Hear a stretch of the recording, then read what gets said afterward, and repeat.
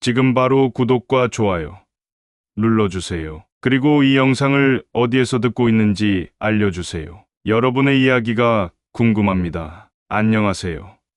제 이름은 박성준입니다. 올해로 65세, 32년간 SK하이닉스에서 연구소장으로 일하다 은퇴한 후 지난 6개월 동안 강남구 청담동 로얄 팰리스 아파트에서 경비원으로 일하고 있습니다. 매일 아침 6시 깔끔하게 다림질된 감색 경비복을 입고 출근하는 제 모습이 어색하진 않습니다. 퇴직 후 처음 몇 달은 정말 힘들었습니다. 아침 6시면 어김없이 눈이 떠졌고 출근 준비를 하려다 문득 더 이상 갈 곳이 없다는 것을 깨달았죠. 32년 동안 매일 아침 향하던 연구소가 그립기도 했습니다. 집에서 TV를 보며 시간을 보내고 가끔 동네 산책이나 도서관에 가는 것이 일상이 되었습니다. 아내 미영이는 걱정스러운 눈빛으로 저를 바라보곤 했습니다. 여보, 요즘 말수가 너무 줄었어요. 라고 말하던 날, 저는 처음으로 제가 얼마나 공허해져 있는지 깨달았습니다.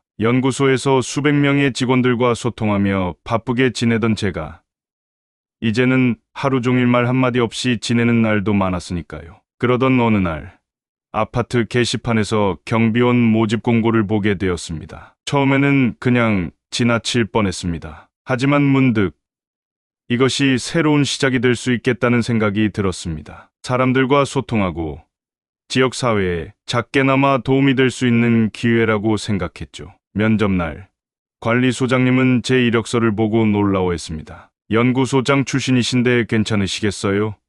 라고 물었지만 저는 확신에 찬 목소리로 대답했습니다. 첫 출근날 아침은 선선한 가을 공기가 상쾌했습니다. 경비실 앞에서 인사를 나누던 중 40대 중반의 여성분을 마주쳤습니다. 명품 브랜드의 진한 퍼플 컬러 원피스를 입은 정수연 씨였죠. 저는 공손히 인사를 건넸지만 정수연 씨는 차가운 눈빛으로 저를 위아래로 훑어보더니 나이 들어서 할 일이 경비밖에 없나 참 불쌍하네 라는 말을 남기고 떠났습니다. 그 순간 가슴 한켠이 찌르르 아팠습니다. 하지만 저는 묵묵히 미소를 지었습니다. 제가 선택한 이 일에는 자부심이 있었으니까요. 매일 아침 주민들에게 밝은 미소로 인사하고 어르신들의 무거운 택배를 직접 집까지 들여다 드리고 단지의 구석구석을 깨끗이 관리하는 일이 보람찼습니다. 특히 등교하는 아이들에게 안녕하세요. 오늘도 좋은 하루 보내세요.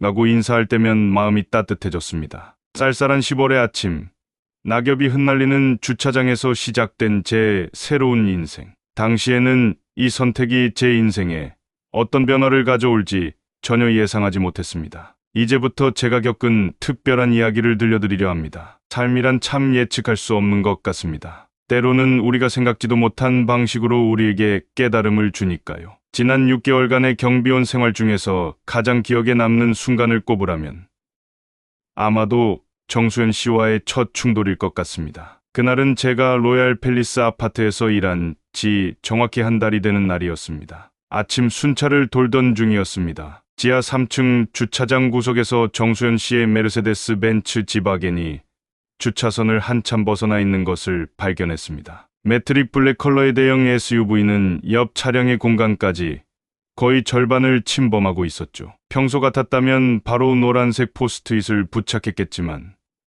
정수연 씨의 날카로운 눈빛이 떠올라 잠시 망설여졌습니다. 하지만 제 임무는 분명했습니다. 주차장에서 가장 중요한 것은 모든 주민의 안전과 편의였으니까요. 고심 끝에 가장 정중한 문구를 골랐습니다. 안전한 주차 공간 확보를 위해 주차선 안쪽으로 주차 부탁드립니다. 지하 3층 담당 경비원 박성준 드림. 다음날 아침 7시 경비실 창문을 두드리는 소리가 들렸습니다. 창밖에는 버버리 트렌치 코트를 완벽하게 차려입은 정수연 씨가 서 있었습니다. 코트 위로 보이는 에르메스 캘리백이 아침 햇살에 반짝였습니다. 문을 열자마자 구겨진 포스트잇이 제 책상 위로 날아왔습니다. 제가 이 아파트에 산 지가 15년이에요. 15년 동안 단 한 번도 문제가 없었어요. 새로운 경비 아저씨가 뭘 안다고 이래라 저래라 하시는 거죠. 날카로운 목소리가 경비실을 가득 채웠습니다. 32년간 SK하이닉스 연구소에서 수백 명의 직원들을 이끌었던 제가 이런 모멸감은 처음이었습니다. 하지만 감정을 누르고 최대한 차분히 설명드렸습니다. 소방차 진입로 확보의 중요성, 다른 주민들의 불편함, 주차장 사고 위험성까지. 제 설명이 끝나기도 전에 정수연 씨는 손바닥으로 책상을 3개 내리치고는 경비실을 나가버렸습니다. 그날 저녁 아내 미영이에게 이 일을 이야기했습니다. 여보, 당신이 한 일은 전혀 잘못이 없어요. 규칙은 모두의 안전을 위한 거잖아요. 아내의 따뜻한 위로에 마음이 한결 가벼워졌습니다. 창밖으로 보이는 달빛을 바라보며 생각했습니다. 이제 막 시작된 이 갈등을 어떻게 헤쳐나가야 할지. 하지만 한 가지는 분명했습니다. 제가 선택한 이 길, 끝까지 바르게 걸어가리라는 것. 그것이 제 32년 직장 생활이 가르쳐준 가장 중요한 교훈이었으니까요. 주차 문제로 시작된 갈등은 예상치 못한 방향으로 흘러갔습니다. 정수연 씨는 더 이상 주차 문제로 직접적인 다툼을 하지 않았지만 그것은 오히려 시작에 불과했습니다. 어느 화창한 봄날 아침이었습니다. 평소처럼 아파트 정문 앞 하단에 물을 주고 있는데 멀리서 정수연 씨의 목소리가 들려왔습니다. 주민 대표로 활동하시는 김영희 님과 이야기를 나누고 있었죠. 요즘 경비원이 너무 까탈스러워서 못 살겠어요. 주차 한번 잘못했다고 트집 잡고 택배도 제때 전달 안 하고. 순간 가슴이 철렁 내려앉았습니다. 택배는 매일 3번, 정확히 오전 10시, 오후 2시, 저녁 6시에 각 세대에 전달해 드렸는데 말입니다. 특히 정수연 씨의 해외 직구 택배는 최우선으로 처리했던 터라 더욱 당황스러웠습니다. 그날 이후로 정수연 씨는 자신의 택배를 일부러 경비실 앞에 방치했습니다. 평소 같으면 바로 가져가시던 물건들을 이틀,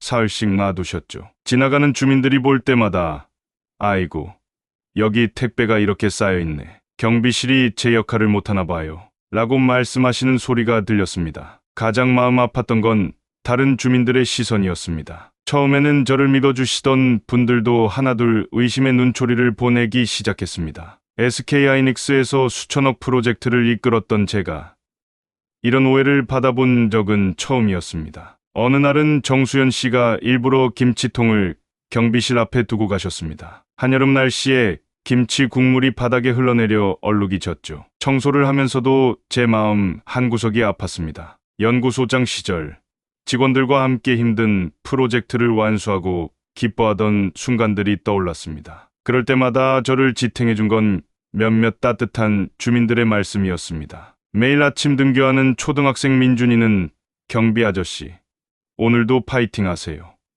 라며 응원의 메시지를 전해주었고 3층에 사시는 할머님은 가끔 손수 만드신 약과를 가져다 주시며 박 선생님 덕분에 아파트가 훨씬 안전해졌어요. 라고 말씀해 주셨습니다. 퇴근 후 아내와 마주 앉아 이야기를 나눌 때면 여보, 당신은 지금도 충분히 훌륭해요. 이런 시련도 우리 인생의 한 페이지가 될 거예요. 라는 말에 위로를 받았습니다. 하지만 날이 갈수록 깊어지는 갈등 속에서 걔가 과연 이 상황을 잘 헤쳐나갈 수 있을지 걱정이 되기 시작했습니다. 창가에 걸린 제 오래된 연구소장 명패를 바라보며 생각했습니다. 이런 상황에서도 제가 지켜야 할 가치는 무엇일까? 그리고 그 답을 찾았습니다. 바로 정직과 성실이었습니다. 앞으로 어떤 일이 벌어지더라도 이 2가지 가치만큼은 절대 잃지 말아야겠다고 다짐했습니다. 봄이 지나고 여름이 찾아왔습니다. 경비실 창문으로 들어오는 햇살이 점점 따가워질 무렵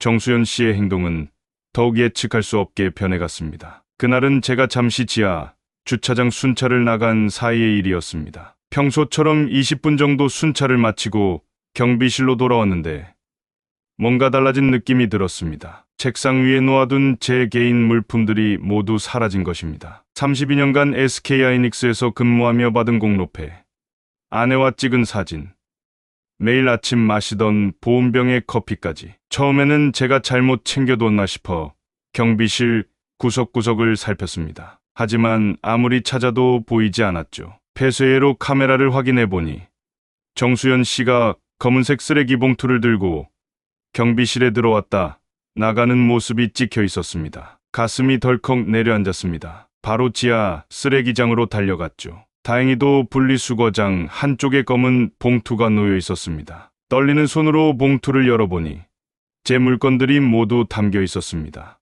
공로패는 한쪽 모서리가 깨져 있었고 아내와의 사진은 구겨져 있었습니다. 그날 오후 정수연 씨가 경비실에 들렀습니다. 아, 청소하다가 버린 거예요. 지저분해 보여서요. 경비실이 이제 좀 깔끔해졌네요. 차가운 미소를 지으며 하는 말에 순간 화가 치밀었습니다. 하지만 제 감정을 누르고 묵묵히 고개를 숙였습니다. 그날 밤 깨진 공로패를 바라보며 오랫동안 생각에 잠겼습니다. 이 공로패는 제가 연구소에서 마지막으로 성공시킨 반도체 프로젝트의 기념패였습니다. 5년간의 연구 끝에 이뤄낸 성과였죠. 깨진 모서리를 손으로 쓸어보는데 문득 눈시울이 뜨거워졌습니다. 아내는 제 손을 꼭 잡으며 말했습니다. 여보, 우리 그동안 얼마나 많은 어려움을 이겨냈어요. 이번에도 할 수 있어요. 아내의 말에 고개를 끄덕이긴 했지만 마음 한구석이 무겁게 가라앉았습니다. 다음 날 아침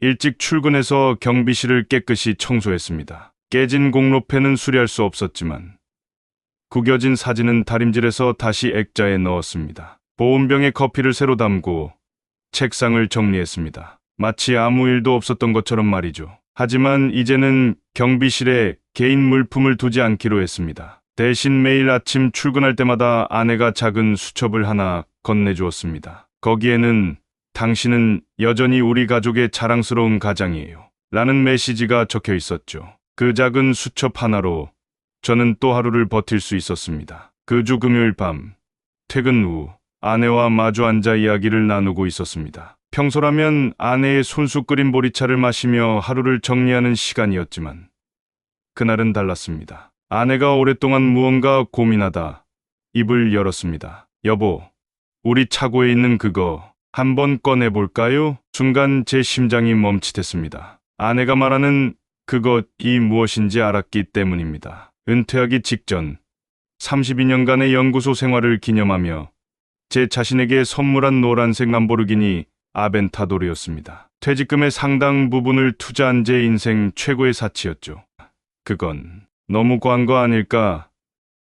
제가 망설이자 아내는 단호하게 말했습니다. 당신이 얼마나 자부심 있는 사람인지 보여줄 때예요. 경비원이라는 직업이 부끄러운 게 아니라 어떤 자리에서든 최선을 다하는 모습이 자랑스러운 거잖아요. 그날 밤 내내 생각했습니다. 차고에서 천천히 먼지를 털어내며 노란 람보르기니를 바라보았습니다. 출퇴근용으로 쓰던 현대 소나타와는 비교도 안 되는 존재감이었죠. 헤드라이트를 닦으며 지난 시간들이 떠올랐습니다. 연구소에서 밤샘 작업을 하며 신제품 개발에 성공했을 때의 기쁨, 직원들과 함께 웃으며 회식하던 순간들, 그리고 마지막 퇴직식에서 받은 뜨거운 박수갈채까지. 제가 걸어온 길이 결코 부끄럽지 않다는 걸 새삼 깨달았습니다. 토요일 새벽, 평소보다 30분 일찍 차고에서 람보르기니의 시동을 걸었습니다. V12 엔진 특유의 웅장한 소리가 조용한 아침 공기를 가르며 울려 퍼졌습니다. 아내는 제 등을 가볍게 두드리며 말했습니다. 여보,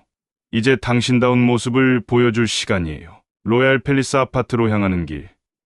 평소와는 다른 감정이 가슴 속에서 일었습니다. 부끄러움도 아니고 과시하고 싶은 마음도 아닌 그저 제 자신에 대한 자부심이었습니다. 어떤 자리에서든 최선을 다해온 제 모습에 대한, 그리고 앞으로도 그럴 제 자신에 대한 확신이었죠. 아파트 정문에 들어서는 순간 평소처럼 친근하게 인사를 건넸습니다. 다만 오늘은 제가 타고 온 차가 조금 달랐을 뿐입니다. 경비 초소에 주차하면서 생각했습니다. 이제 시작이구나. 토요일 아침 6시.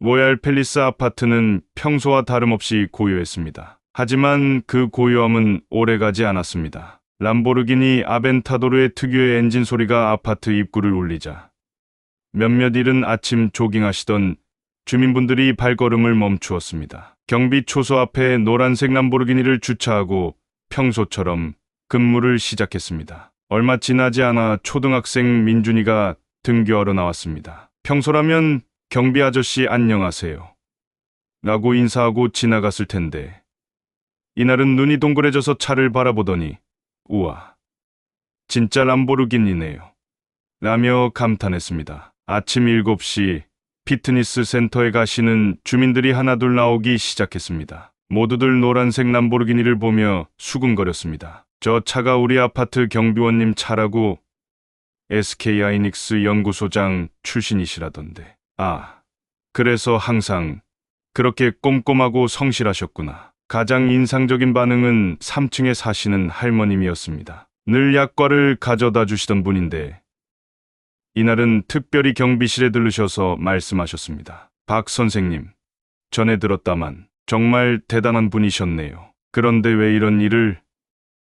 저는 미소를 지으며 대답했습니다. 어르신, 저는 지금 이 일이 행복합니다. 주민분들의 안전을 지키는 일이 자랑스럽거든요. 오전이 지나갈수록 입소문이 퍼져나갔습니다. 관리사무소 직원들도 경비실에 들러 차를 구경했고 택배기사님들도 놀란 눈으로 차를 바라보았습니다. 하지만 저는 평소와 다름없이 근무했습니다. 택배를 분류하고 주차 질서를 점검하고 조경수에 물을 주는 일상적인 업무를 계속했죠. 정오가 되어갈 무렵 멀리서 정수연 씨의 메르세데스 벤츠가 들어오는 것이 보였습니다. 평소라면 제 앞에서 급제동을 걸며 지나갔을 텐데 이날은 천천히 경비실 앞을 지나갔습니다. 백미러로 람보르기니를 한참 바라보더니 지하주차장으로 들어가기 전에 처음으로 깜빡이를 켰습니다. 그날 저녁 아내에게 전화가 왔습니다. 여보, 오늘 하루 어땠어요? 저는 잠시 생각에 잠겼다가 대답했습니다. 그냥 평소와 다름없는 하루였어요. 다만 오늘따라 주민분들이 제 진짜 모습을 보신 것 같아 기뻤습니다. 램프가 켜진 경비실에서 창밖을 바라보며 생각했습니다. 재력이나 사회적 지위가 사람의 가치를 결정하는 건 아니지만 때로는 그것이 진실을 드러내는 계기가 될 수도 있다는 것을. 그리고 그 진실이란 결국 한 사람의 진정성과 자부심이 아닐까 하고 말입니다. 람보르기니가 경비실 앞에 주차된 지 일주일이 지났습니다. 그동안 아파트의 분위기는 미묘하게 변해갔습니다. 특히 정수연 씨의 태도 변화가 가장 극적이었죠. 월요일 아침, 평소라면 경비실을 지나칠 때 고개를 획돌리던 정수연 씨가 먼저 인사를 건네왔습니다. 박 선생님, 안녕하세요. 낯선 공손함이 담긴 목소리였습니다. 지하주차장에 들어가더니 처음으로 주차선 안에 반듯하게 차를 세웠습니다. 화요일, 정수연 씨의 해외 직구 택배가 도착했습니다. 평소라면 일부러 며칠씩 방치해두었을 택배를 직접 찾으러 오셨죠. 박 선생님, 늘 제 물건을 잘 보관해 주셔서 감사합니다. 마치 다른 사람이 된 것처럼 정중한 태도였습니다. 수요일 오후, 더운 날씨에 제가 아파트 조경수에 물을 주고 있을 때였습니다. 정수연 씨가 테이크아웃 커피 2잔을 들고 나타났습니다. 박 선생님, 이거 드세요. 매일 이렇게 꼼꼼히 관리해 주셔서 감사합니다. 아메리카노 한 잔을 건네며 어색한 미소를 지었습니다. 목요일, 관리사무소에서 주민 민원함을 정리하다가 알게 된 사실이 있었습니다. 정수연 씨가 그동안 제게 했던 모든 민원을 철회한다는 요청서를 제출했다고 합니다. 관리소장님은 정수연 씨가 많이 달라지셨네요. 라며 놀라워했습니다. 금요일 아침, 정수연 씨가 경비실에 들렀습니다. 이번에는 평소의 고급스러운 원피스 대신 단정한 블라우스 차림이었습니다. 박 선생님, 지난번에 제가 버린 물건들 정말 죄송했습니다. 진심이 담긴 목소리였습니다. 특히 공로패는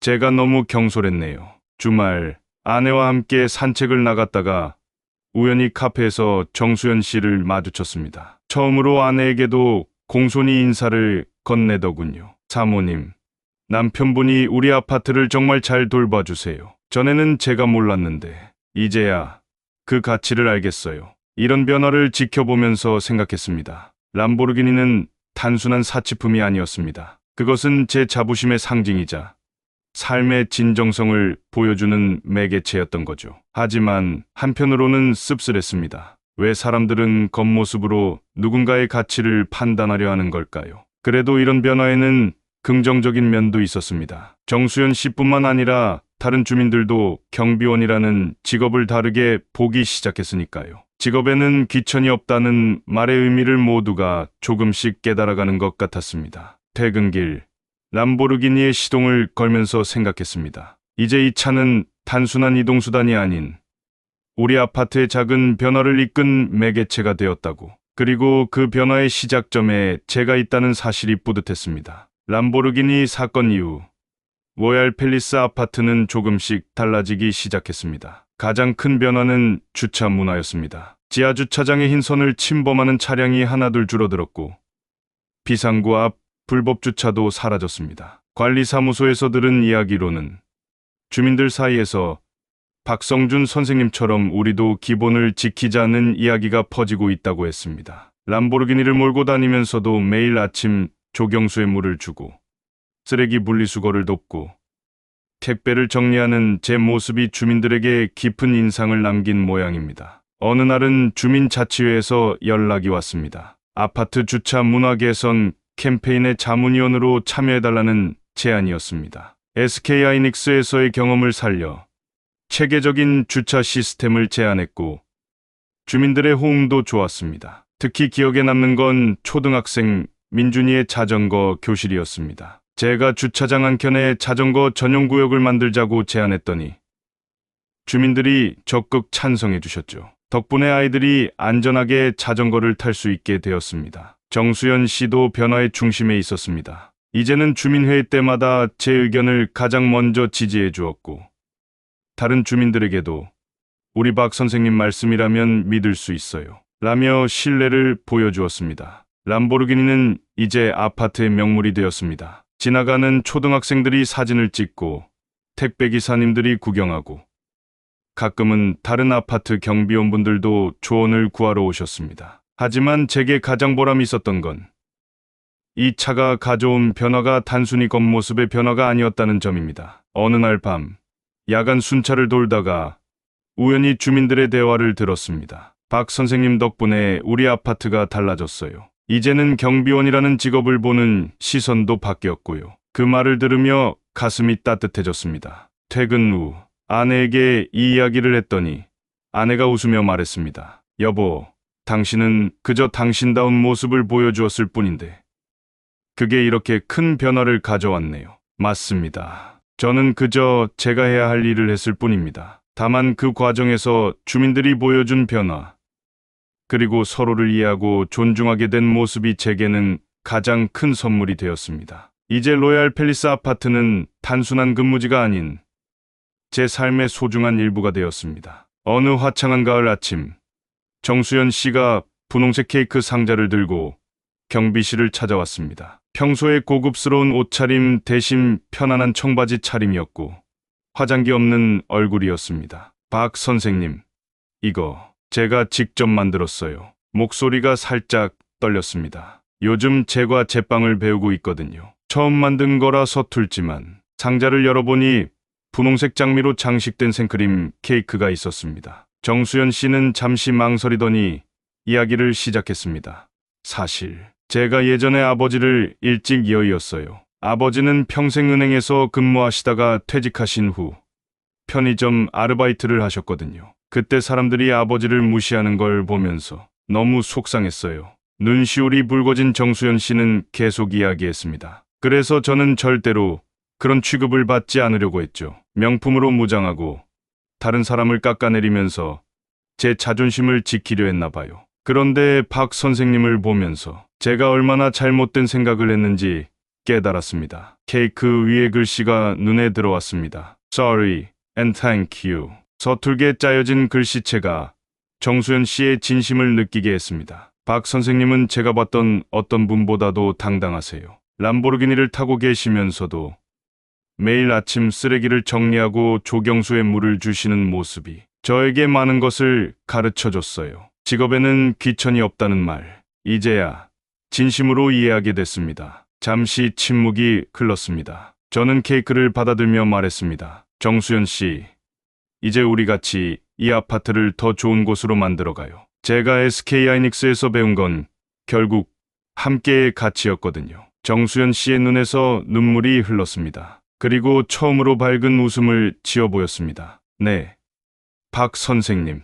이제부터는 제가 먼저 나서서 주민들과 소통하고 싶어요. 아버지가 살아계셨다면 박 선생님 같은 분을 만났더라면 좋았을 텐데. 그날 저녁 아내와 함께 정수연 씨가 만든 케이크를 먹으며 이야기를 나눴습니다. 서툴게 만든 케이크였지만 그 어떤 고급 디저트보다 달콤했습니다. 그건 아마도 진심 어린 사과와 새로운 시작의 맛이었겠지요. 오늘로 제가 로얄 팰리스 아파트에서 일한 지 1년이 되었습니다. 32년간의 SK 하이닉스 생활도 특별했지만 이곳에서의 1년은 제 인생에서 가장 값진 시간이었습니다. 요즘 아침 풍경이 많이 달라졌습니다. 정수연 씨는 매주 금요일마다 직접 만든 쿠키나 케이크를 가져옵니다. 처음에는 서툴렀던 제과 실력이 이제는 제법 프로 수준이 되었죠. 특히 그녀가 시작한 찾아가는 이웃 인사 프로그램은 아파트의 분위기를 확 바꿔놓았습니다. 지하주차장은 이제 전국 아파트의 모범 사례가 되었습니다. 다른 아파트 관리사무소에서 벤치마킹을 오기도 하죠. 주차 문제로 시작된 갈등이 오히려 우리 아파트를 더 발전시키는 계기가 된 겁니다. 람보르기니는 이제 가끔씩만 타고 나옵니다. 주민들의 인식이 바뀐 후로는 굳이 매일 탈 필요를 느끼지 못하게 되었죠. 대신 그 자리에는 제 오래된 현대 소나타가 다시 자리 잡았습니다. 이제는 그 소나타마저도 주민들에게 존중받는 차가 되었습니다. 얼마 전 아내와 함께 퇴근길에 산책을 하다가 재미있는 광경을 목격했습니다. 정수연 씨가 새로 입주한 주민에게 아파트를 소개하고 있었는데 이렇게 말하더군요. 우리 아파트의 자랑은 바로 주민들의 배려심이에요. 그리고 그 중심에는 우리 박성준 선생님이 계시죠. 지난 1년을 되돌아보면 참 많은 것이 변했습니다. 겉으로 보이는 변화도 있었지만 가장 큰 변화는 우리들의 마음속에서 일어났습니다. 직업의 귀천을 따지던 편견은 사라졌고 서로를 이해하고 존중하는 마음이 자리 잡았습니다. SK 하이닉스 연구소장 시절 제가 늘 직원들에게 강조하던 말이 있습니다. 진정한 성공이란 함께 성장하는 것이라고. 이제야 그 말의 진정한 의미를 깨달은 것 같습니다. 오늘도 저는 경비실 의자에 앉아 창밖을 바라봅니다. 등교하는 아이들의 웃음소리, 주민들의 따뜻한 인사, 정수연 씨의 밝아진 얼굴. 이 모든 것들이 제게는 더없이 소중한 보물이 되었습니다. 사실 이 이야기를 라디오에 보내기로 한 것도 정수연 씨의 제안이었습니다. 박 선생님의 이야기가 다른 분들에게도 힘이 될 거예요. 그녀의 말처럼 제 이야기가 누군가에게 작은 위로와 용기가 되길 바랍니다. 이제 저는 다시 경비실로 돌아가야겠습니다. 오늘도 로얄 팰리스 아파트의 작은 영웅이 되어 주민들의 일상을 지켜나가려 합니다. 들어주셔서 감사합니다. 안녕하세요.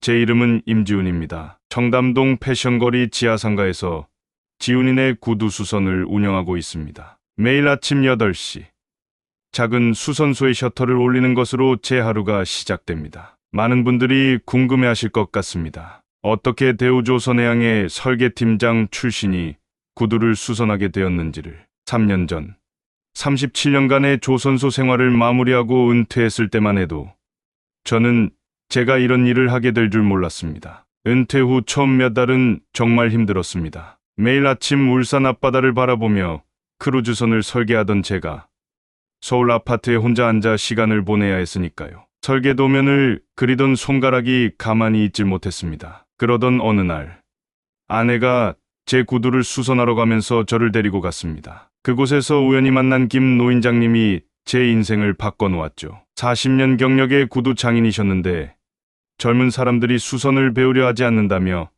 안타까워하셨습니다. 저는 문득 흥미가 생겼습니다. 수십 년간 초대형 선박을 설계하면서 익힌 섬세함과 정교함이 구두 수선에도 도움이 되지 않을까 하는 생각이 들었거든요. 게다가 설계도를 그리던 손으로 작은 구두를 고치는 일이 은근히 매력적으로 다가왔습니다. 6개월간 김 노인장님께 기술을 배웠습니다. 처음에는 망치질 하나도 제대로 못했지만 설계할 때의 그 꼼꼼함으로 하나하나 익혀나갔죠. 노인장님은 제가 유독 금속 장식 작업을 잘한다며 놀라워하셨습니다. 당연했죠. 수십 년간 선박의 미세한 부품들을 다뤄온 손이었으니까요. 그렇게 청담동의 작은 구두 수선소를 열었습니다. 지하 상가의 구석진 자리였지만 제게는 새로운 도전의 장소였습니다. 매일 아침 가게를 열 때마다 설렘이 가득했습니다. 마치 처음 조선소에 출근하던 그때처럼요. 하지만 이곳에서의 시작이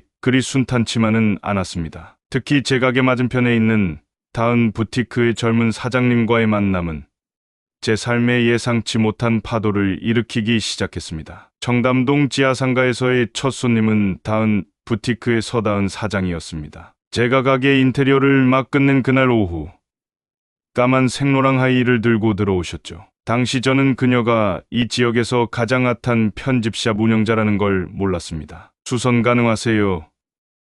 차가운 목소리로 물으며 하이힐을 내밀었습니다. 굽이 살짝 휘어져 있었고 밑창에 금속 장식이 떨어져 있었죠. 제가 자세히 살펴보려 집어들자 서다은 사장은 한 발 뒤로 물러섰습니다. 조심히 다뤄주세요. 제가 파리 컬렉션에서 직접 구매한 한정판이에요. 마치 제가 구두를 망가뜨릴 것처럼 걱정스러운 눈빛이었습니다. 저는 미소를 지으며 대답했습니다. 걱정 마세요. 제가 37년간 초대형 선박을 설계했던 손으로 직접 고쳐드리겠습니다. 제 말을 들은 서다은 사장의 표정이 묘하게 변했습니다. 아저씨가요?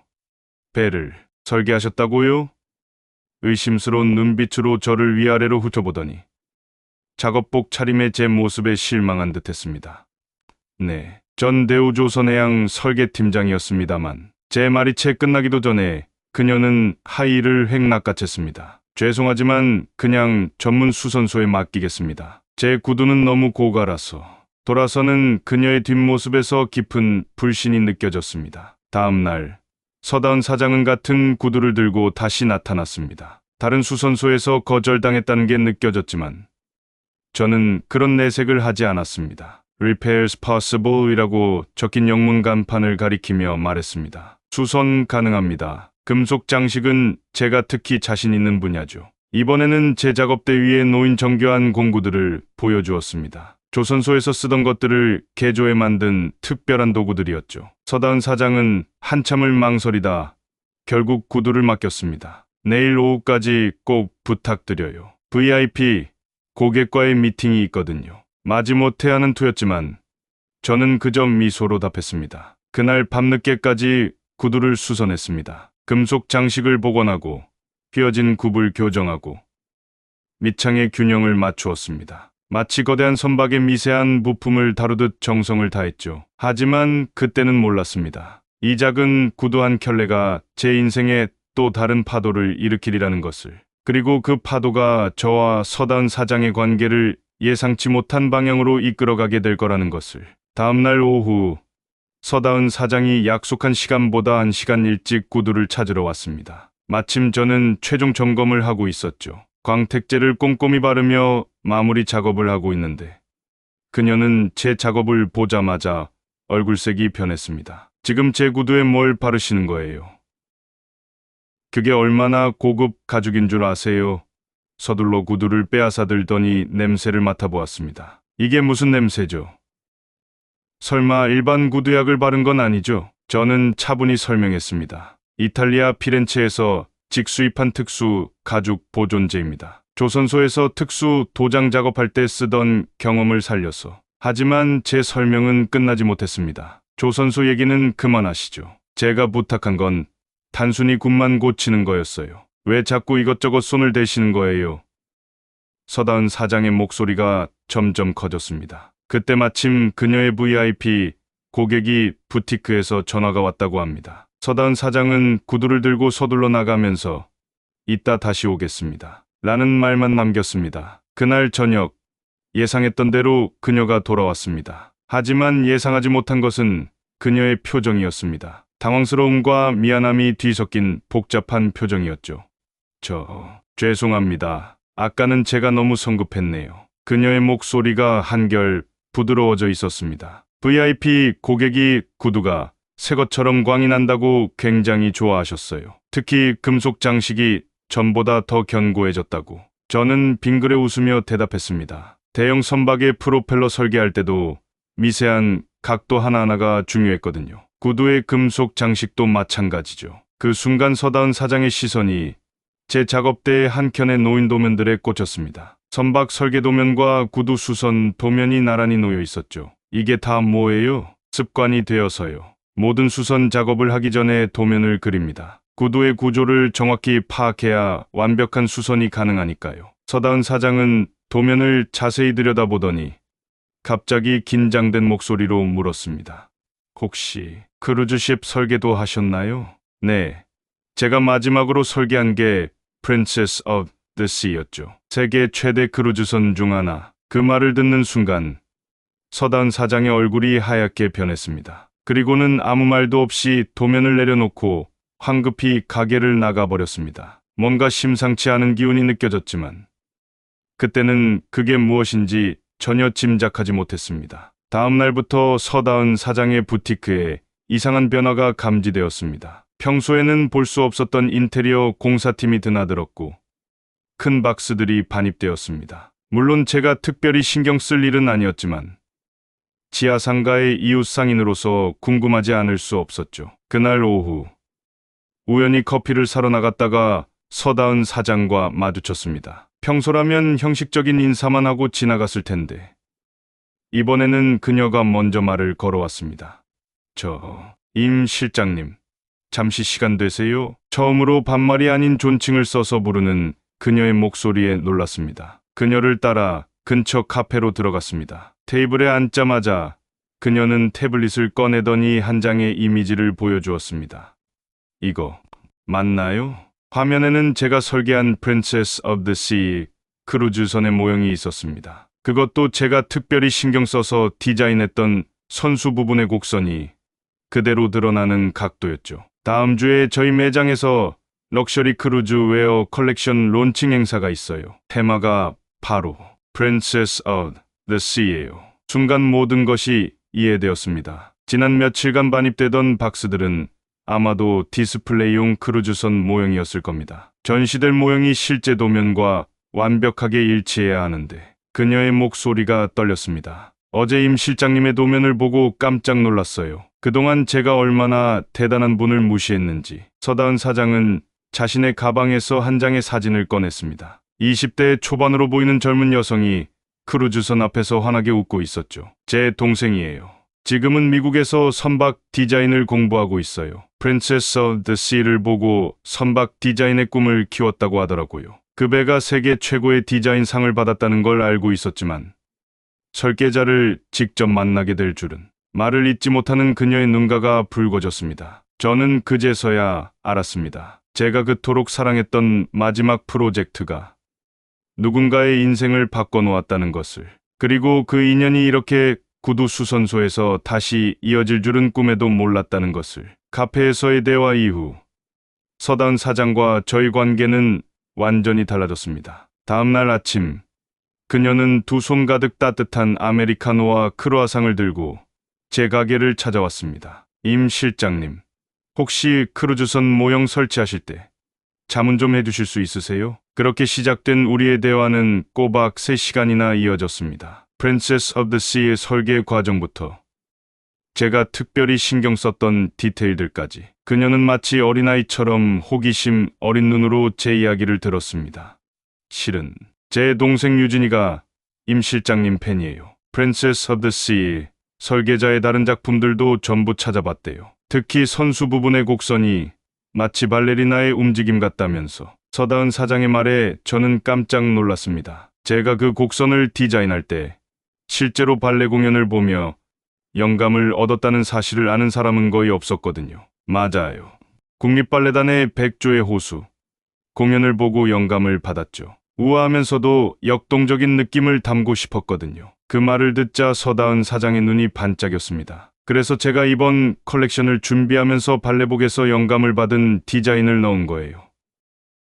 이건 정말 운명 같은데요. 그날 오후 처음으로 그녀의 부티크에 초대받았습니다. 평소에는 볼 수 없었던 작업실 안쪽으로 들어가 보니 벽면 가득 크루즈 웨어 스케치가 걸려 있었습니다. 그리고 그 한가운데 Princess of the Sea의 사진이 있었죠. 이게 제 동생이 찍어준 사진이에요. 유진이가 미국 유학 가기 전에 마지막으로 같이 크루즈 여행을 갔거든요. 그때 동생이 선박 디자이너의 꿈을 키웠어요. 그리고 저는 크루즈 패션의 꿈을 가지게 됐고요. 서다은 사장은 잠시 말을 멈추더니 수줍은 표정으로 말을 이었습니다. 죄송해요. 임 실장님. 처음에 제가 너무 무례했죠. 겉모습만 보고 판단해서. 사실 전 이런 편견과 싸우면서 여기까지 왔는데 제가 오히려 그런 실수를 했네요. 창밖으로 석양이 들어오는 부티크 안에서 우리는 각자의 꿈과 열정에 대해 이야기했습니다. 크루즈선을 설계하던 제 모습이나 지금 구두를 수선하는 제 모습이나 결국 같은 마음이었다는 걸 그녀는 이해한 것 같았습니다. 일주일 후면 다은 부티크의 크루즈웨어 론칭 행사가 열립니다. 서다은 사장의 부탁으로 매일 저녁 문 닫은 후에 크루즈선 모형 설치 작업을 도와주고 있었습니다. 제 작은 수선소에서는 상상도 못했던 일들이 매일 벌어졌죠. 임 실장님, 이 부분은 정확히 몇 도로 꺾여야 하나요? 서다은 사장이 크루즈선 선수 부분을 가리키며 물었습니다. 저는 주머니에서 오래된 수첩을 꺼냈습니다. 37.5도예요. 이게 제가 설계할 때 썼던 원본 메모예요. 수첩을 넘기자 빛바랜 스케치들이 나왔습니다. 발레리나의 움직임을 연구한 드로잉, 파도의 물결을 관찰한 기록들. 서다은 사장의 눈이 커졌습니다. 이걸 제가 잠시 볼 수 있을까요? 조심스럽게 수첩을 넘기던 그녀의 손이 멈췄습니다. Princess of the Sea 초기 스케치 옆에 적혀있던 메모 때문이었죠. 딸아이에게 보여주고 싶은 세상에서 가장 아름다운 배를 만들자. 임 실장님, 따님이 계신가요? 저는 잠시 침묵했다가 대답했습니다. 있었죠. 지금은 하늘나라에 있지만 15년 전 교통사고로 잃은 딸아이 얘기를 꺼내는 건 여전히 쉽지 않았습니다. 그래서 이 배를 특별하게 만드신 거예요? 서다은 사장의 목소리가 떨렸습니다. 네, 혜민이가 발레를 무척 좋아했거든요. 그 아이의 꿈을 이 배에 담고 싶었어요. 우아하게 파도를 가르며 세상 곳곳을 여행하는 모습을, 마치 무대 위의 발레리나처럼요. 그날 밤, 서다은 사장은 자신의 작업실에서 무언가를 가지고 왔습니다. 고급스러운 상자 안에는 우아한 하이힐이 들어있었죠. 이번 컬렉션의 메인 피스예요. The Princess 라인의 첫 번째 작품이죠. 발레리나의 움직임을 구두에 담아보려고 했어요. 임 실장님의 크루즈선처럼요. 구두의 굽라인은 마치 Princess of the Sea의 선수 곡선을 닮아 있었습니다. 하얀 세틴 위에 수놓아진 진주 장식은 파도를 가르며 생기는 물방울을 연상시켰죠. 혹시 이 구두 수선을 맡아주실 수 있으신가요? 론칭 행사 때 전시될 예정인데 뭔가 마무리가 아쉬워서요. 그 순간 저는 깨달았습니다. 제 딸이 못다 이룬 꿈이 이렇게 다른 방식으로 이어지고 있다는 것을. 크루즈선이 구두가 되어 또 다른 이들의 꿈을 실어 나르게 된다는 것을. The Princess 하이힐을 수선하기 위해 저는 평소와는 다른 준비를 했습니다. 조선소 시절 특수 도금 작업에 썼던 도구들을 꺼내고 진주 장식을 위한 특별한 접착제도 주문했죠. 마치 크루즈선의 마지막 마무리 작업을 하던 때처럼 설렘 가득한 마음이었습니다. 임 실장님, 이거 보세요. 서다은 사장이 태블릿을 들고 왔습니다. 화면에는 미국에서 온 영상통화화면이 띄워져 있었고 20대 초반으로 보이는 밝은 표정의 여성이 있었습니다. 오빠, 진짜 Princess of the Sea 설계자셨어요? 저 유진이에요. 영상 속 서유진 씨의 목소리가 들떠 있었습니다. 제가 지금 캘리포니아 해양 디자인 연구소에서 인턴십을 하고 있는데 여기 모든 사람들이 그 배를 알아요. 특히 선수부의 곡선이 혁신적이었다고. 서유진 씨는 마치 오랜 팬이 에이돌 가수를 만난 것처럼 들뜬 목소리로 이것저것 물어보았습니다. 특히 발레 공연에서 영감을 얻었다는 이야기를 들려주자 감탄을 멈추지 못했죠. 언니, 그래서 내가 구두 디자인할 때도 그 곡선을 참고한 거야. 임 실장님이 수선해 주시는 그 하이힐. 서다은 사장이 자랑스럽게 말했습니다. 작업대로 돌아와 하이힐을 다시 살펴보았습니다. 뒤꿈치에서 발등까지 이어지는 곡선이 정말 크루즈선의 선수 곡선과 닮아 있었습니다. 구두 굽의 각도를 미세하게 조정하고 진주 장식 하나하나를 다시 고정하면서 문득 생각했습니다. 제 딸 혜민이가 살아있었다면 지금쯤 서유진 씨 나이였을 텐데 그 아이도 이렇게 밝은 미소로 자신의 꿈을 이야기했을까요? 문득 코끝이 찡해졌습니다. 임 실장님, 서다은 사장이 조용히 제 곁으로 다가왔습니다. 이번 컬렉션의 부제를 Dancing on the Waves로 정했어요. 혜민 씨를 위한 헌정이에요. 저는 말없이 고개를 끄덕였습니다. 작업대 위에서 반짝이는 하이힐을 바라보며 생각했습니다. 이제 이 구두는 단순한 패션 아이템이 아닌 누군가의 꿈과 추억을 담은 특별한 작품이 될 거라고. 론칭 행사를 하루 앞둔 저녁, 다음 부티크는 그 어느 때보다 분주했습니다. Princess of the Sea 모형이 중앙에 우아하게 자리 잡았고 그 주변으로 크루즈웨어 컬렉션이 마치 파도처럼 둘러싸고 있었습니다. 임 실장님, 잠시 이쪽으로 와주세요. 서다은 사장이 백색 LED 조명이 은은하게 비치는 진열대 앞으로 저를 이끌었습니다. 거기에는 제가 수선한 The Princess 하일이 특별한 방식으로 전시되어 있었습니다. 하일 아래에는 작은 동판이 놓여 있었고 거기에는 이런 문구가 새겨져 있었습니다. Dancing on the waves, inspired by Princess of the Sea, in memory of Hymen, the eternal ballerina. 순간 눈시울이 뜨거워졌습니다. 서다은 사장이 조용히 말을 이었습니다. 오늘 아침에 유진이한테 연락이 왔어요. 캘리포니아 해양 디자인 연구소에서 이번 컬렉션 소식을 듣고 관심을 보였대요. 특히 크루즈선 디자인과 패션을 접목한 시도가 혁신적이라고 말을 하던 그녀가 문득 걸음을 멈추었습니다. 벽면에 걸린 대형 스크린에서 슬라이드 쇼가 재생되고 있었는데 그 중에는 제가 그린 크루즈선 초기 스케치와 서다은 사장의 구두 디자인 스케치가 나란히 있었습니다. 신기하죠? 같은 곡선이 이렇게 다른 모습으로 태어난다는 게. 그녀의 목소리가 감동으로 떨렸습니다. 그때 갑자기 부티크 문이 열리며 누군가 들어왔습니다. 평소라면 영업 종료 시간이라 안내를 해드려야 했지만 서다은 사장은 환한 미소를 지으며 달려갔습니다. 엄마, 드디어 오셨네요. 중년의 우아한 여성이 들어오셨는데 서다은 사장을 닮은 분이셨습니다. 그런데 그분의 시선이 저에게 고정되더니 놀란 표정을 지으셨습니다. 혹시 임지훈 실장님이세요? 저도 모르게 심장이 덜컥 내려앉았습니다. 어디서 배웠던 것 같은 낯익은 얼굴이었기 때문입니다.